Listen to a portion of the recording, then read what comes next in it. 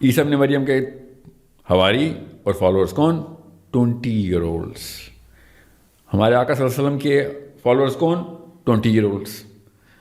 Youth جب mobilise ہونے لگتی ہے, ٹریکشن آتی ہے تو سب سے پہلا چیلنج کس کو جاتا ہے؟ سیاستدانوں کو, کیونکہ وہ نمبرز کی گیم میں ہوتے ہیں. ہم تو خیر ڈیموکریٹک سسٹم ہے, ہم تو کھیلتے ہی نمبرز کی گیم ہے, اس لیے نظر آ رہی ہے. اب پلس اب یوٹیوب کا دور ہے, اس لیے ہر چیز نظر آ رہی ہے. پنجاب اسمبلی میں پٹیشن ہوئی, سندھ اسمبلی میں پٹیشن ہوئی, سیاستدان ایکٹیو ہو گئے. کس بات پہ؟ ذرا سوچیں, میں نے ایسا کیا کیا جو سیاستدان ایکٹیویٹ ہوں گے؟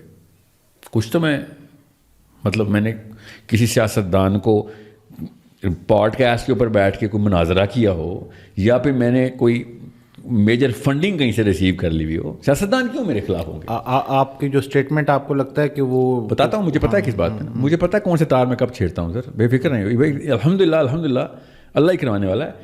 یہ میں جتنی منظم بائی ڈیزائن کوششیں کر سکتا ہوں نا, وہ میں کر رہا ہوں, اور چھوڑوں گا تو نہیں میں. سو سیاستدان بابے اور لبرلس, ٹھیک ہے. بابے میں کیوں کہہ رہا ہوں؟ کیونکہ ان کی عمریں گزری ہوتی ہیں, انہوں نے ٹائم دے دیا ہوتا ہے. ان کی مسندوں کے اوپر اور ان کی جو کرسیاں ہیں نا, جو ان کے ممبر, یہ ان کی چھوٹی چھوٹی لیگیسیز ہوتی ہیں. یہ اس لیگیسی کو قربان نہیں کر سکتے. یہ سیاستدانوں کی بڑی ہوتی ہے, وہ پاور اور مال اور خاندان تو خاندان ورثے میں آنی ہوتی ہے وہ پاور, تو وہ اس کو قربان نہیں کر سکتے.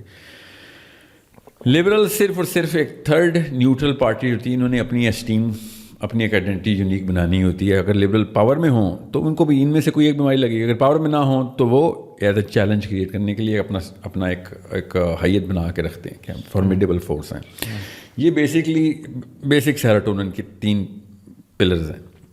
اس کی ٹیکنیکلٹی میں جانے کی نہ ضرورت ہے نہ یہ موقع ہے. ضرورت تو ہے مگر موقع نہیں ہے, اس لیے میں کیا تفصیل میں جاؤں گا. مگر یہ تینوں تار جو بندہ بھی چھیڑے گا اس کے اوپر چاہتے ہوئے یا نہ چاہتے ہوئے 2 افیکٹس آئیں گے. وہ دونوں افیکٹس میں کوئی 1.5 سال سے نوٹس کر رہا ہوں.